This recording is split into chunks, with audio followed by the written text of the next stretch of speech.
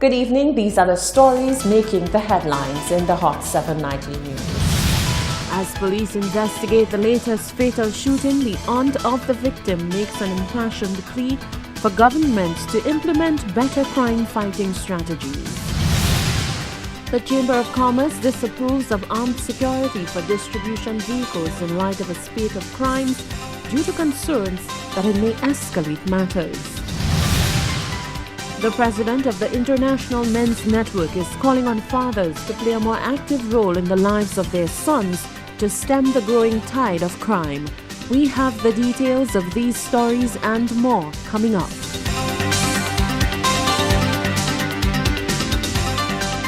This is the Hot 7 Nightly News with Lovely and Amy Joseph. It is Monday, the 19th of November 2018. Welcome to the Hot 7 Nightly News. I am Lovely St. Amy Joseph. Thank you for joining us. The aunt of the island's latest homicide victim says the blood of her nephew is on the hands of two members of parliament. The latest homicide victim is 23-year-old DeAndre Phillip. He was found Sunday morning in Cedars Castries.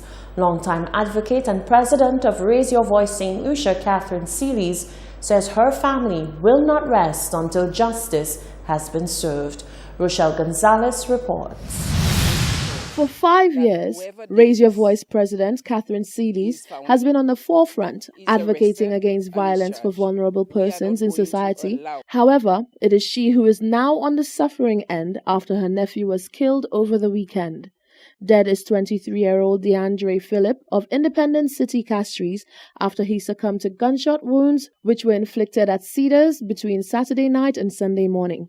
On Monday morning, a distraught but incensed Seelys told Hot 7 News that her entire family is now in a state of grief over the killing. She said her nephew's killer is not the only person to be blamed for his death. We want Stevenson King and Sarah Flood to know the residents of Cedars Road have submitted 2 petitions to them so that they can clear the court, the old St. Joseph Convent's court, and to put lights in the area because people continue to ambush people, beat them, stab them, shoot them in that particular area. The residents are fed up.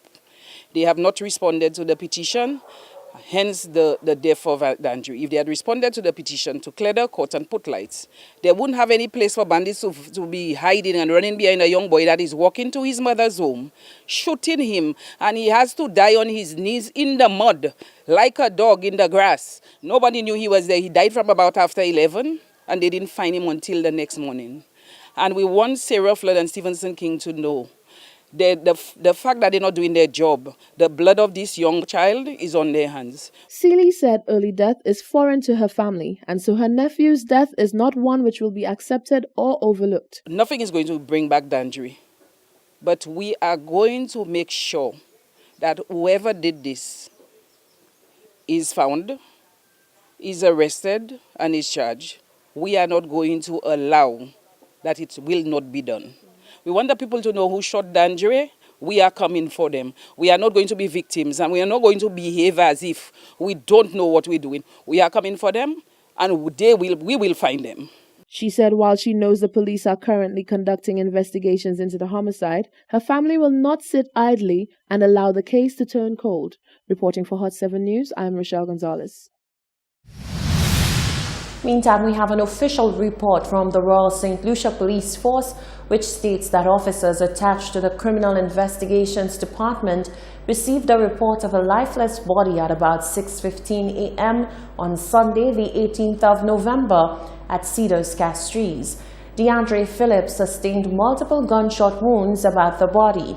He was conveyed to the Victoria Hospital where he was pronounced dead by a medical practitioner.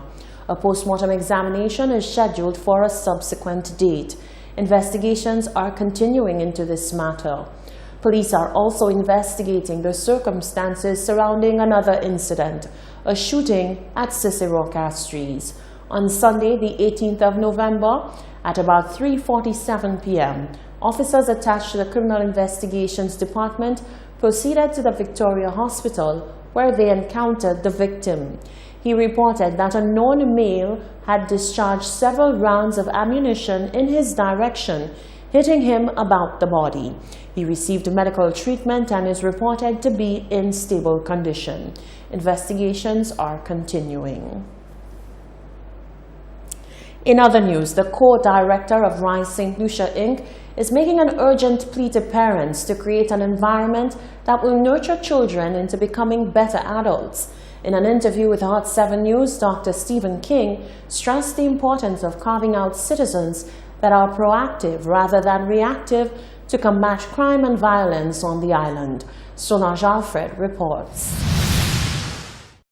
The recent increase in violent criminal activity on island has provoked many to speak out against criminal offenders. Questions of how to combat such behavior are pushing members of society to take a closer look at the part they play in their community.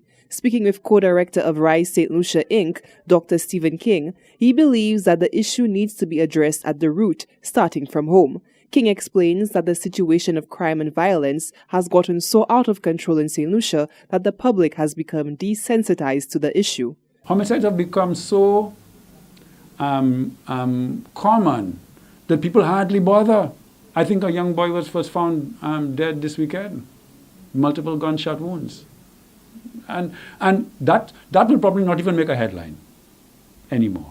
There was a time in St. Lucia that every homicide was a big deal. If they had a homicide, when I grew up as a child, if there was a homicide, it was a major event. So it just shows you how as a society, in many ways, we have degenerated, we have become desensitized, we have become irresponsible, we have become careless. And if we don't change those things, it will continue. To address the issue of crime, King stated that there is a need to minimize the amount of adverse childhood trauma that children experience. Exposure to domestic violence, exposure to physical violence, exposure to sexual violence, exposure to emotional trauma, exposure to people being incarcerated in the household. So if you have a household where somebody has been imprisoned, those children are at greater risk, or that's an adverse experience on them. Mental illness in the house, people living with people who are mentally ill. These are all issues that we need to address. And the problem, for instance, in mental illness is not so much that the person who's mentally ill, but the kinds of services and support that the mentally ill get or don't get. So that what you find is a lot of our children are growing in households where they are experiencing all these adverse events. And the studies are clear that with that, you get children who have a myriad of emotional, psychological, and even physical problems. King went on to express that a breeding ground for crime and violence also lies within the systematic way society operates. He highlighted that government needs to take a closer look at its policies and procedures in dealing with criminal elements. He pointed out the speed with which anti-gang legislation passed through Parliament, whereas bills geared towards creating safer environments for children, like the child justice bills, have great difficulty in being passed. The society is thinking, incarcerate, put the police. Let's be harder on them. More discipline means I must be harder on the children, rather than what you're saying is discipline means I should nurture and raise the children with a firm, clear, loving hand. That is how it's supposed to be.